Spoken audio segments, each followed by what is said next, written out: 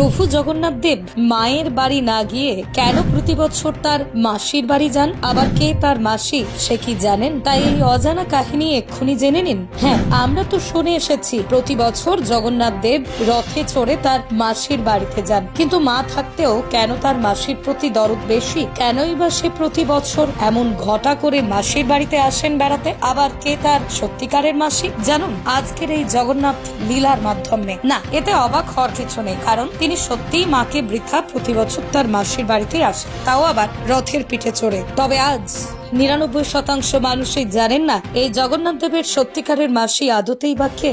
তবে প্রাচীন জগন্নাথ মাহাত্ম্য বলছে, রথস্থ বামনং দৃষ্টা পুনর্জন্ম ন বিদ্যতে, অর্থাৎ এই রথের উপর আরোহণ করা প্রভু জগন্নাথ দেবের কেউ যদি একবার দর্শন করেন তাহলে তার আর কোনোদিনই পুনর্জন্ম হয় না। কারণ এই জগন্নাথ দেবের সৃষ্টি হয়েছিল যার ধর্ম বর্ণ নির্বিশেষে প্রতিটা মানুষ ও সমগ্র প্রাণীকুলের দুঃখ হরণ করতে। কিন্তু আজ অনেকেরই প্রশ্ন, আচ্ছা তার নেই কোনো হাত, নেই কোনো পা, কিন্তু তার সত্ত্বেও তিনি কিভাবে দেখান তার অলৌকিক লীলা? তাই এর জলজান্ত প্রমাণ আপনি পেয়ে যাবেন পুরীর জগন্নাথ মন্দিরে একটিবার গেলে। তবে প্রতি বছর তিনি তার ভাই বোনকে সাথে নিয়ে রথে চড়ে মাসির বাড়ির উদ্দেশ্যে রওনা দিলেও কেন তিনি মায়ের বাড়ি না গিয়ে মাসির বাড়ি যান জানুন সেই অজানা কাহিনী। ভগবান বিষ্ণুর পরম ভক্ত ছিলেন পুরীর রাজা ইন্দ্রদম্ন, আর তিনি জগন্নাথ দেবের আশীর্বাদ নিয়ে গড়ে তুলেছিলেন সেক্ষেত্র পুরী ধামকে। কিন্তু মন্দির থাকলেও নেই কোনো বিগ্রহ। তবে রাজার এই দুশ্চিন্তা দেখে এক ব্রাহ্মণ তাকে নীলমাধবের খোঁজ দেন, কারণ ভগবান বিষ্ণুর অবতার স্বরূপ হচ্ছেন এই নীলমাধব।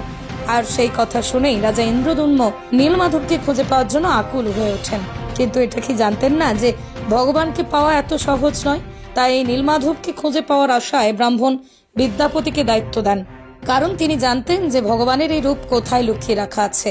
আর তাই তিনি এই নীলমাধবকে রাজার কাছে নিয়ে আসতে চলে যান সেই গভীর জঙ্গলে, যেখানে ভগবান বিষ্ণুর এই নীলমাধব রূপকে এক গুহার মধ্যে পুজো করে চলেছেন শবর জাতির মানুষেরা, আর যার প্রধান গুরুদেব হচ্ছেন শবর রাজ বিশ্ব বসু। কিন্তু সেই মুহূর্তে এই ব্রাহ্মণ তার ছলচাতুরির বুদ্ধিতে শুধুমাত্র নীলমাধবকে পুরীতে নিয়ে আসার জন্য সেই শবররাজ বিশ্ব বসুর কন্যাকে তার প্রেমের ফাঁদে জড়িয়ে ফেলেন। তাদের বিবাহ সম্পন্ন হয়। কিন্তু একদিন এই নীলমাধবকে নিতে সেই গুহার মধ্যে ঢুকলে দেখতে পান সেই গুহা একেবারেই ফাঁকা। অবশেষে নীলমাধবকে খুঁজে না পেয়ে ব্রাহ্মণ বিদ্যাপতি হতাশ হয়ে ফিরে আসেন পুরীর রাজা ইন্দ্রদম্নর কাছে। কিন্তু রাজাও সেই নীলমাধবের খোঁজ না পেয়ে শোকে কাতর হয়ে পড়েন। কিন্তু তিনি যে ভক্তের ভগবান, তাই সেই রাতে রাজাকে নীলমাধব স্বপ্ন দেন তার কাছে তিনি সেবা নেবেন, তার মূর্তি গড়িয়ে পুরীর মন্দিরে প্রতিষ্ঠা করতে। কিন্তু তিনি জানতেন না এই নীলমাধব কেমন দেখতে, তাই আবারও তিনি হতাশ হয়ে পড়লেন। সেই রাতে নীলমাধব স্বপ্ন দেন এক কারিগর এসে তাকে নীলমাধবের মূর্তি বানিয়ে দেবেন। আর ঠিক সেই মতোই পরের দিন দেবশিল্পী বাবা বিশ্বকর্মা এক কারিগরের ছদ্মবেশ ধারণ করে তিনি আসেন। শর্ত স্বরূপ দেন 21 দিন ঘরে কেউ প্রবেশ করতে পারবে না, এমনকি কেউই সেই ঘরে এক টুকরো খাবারও এই কারিগরের জন্য দিতে পারবেন না। আর ঠিক সেই মতোই শুরু হয় নীলমাধবের মূর্তি গড়ার কাজ। কিছুদিন যাওয়ার পরে রাজা ইন্দ্রদম্নের স্ত্রী গণ্ডিচা দেবী তার ধৈর্য সামলাতে না পেরে খুলে ফেলেন সেই ঘরকে। আর সেই ঘর খোলা মাত্রই দেখেন যে সেই কারিগর অদৃশ্য, মূর্তি অসম্পূর্ণ।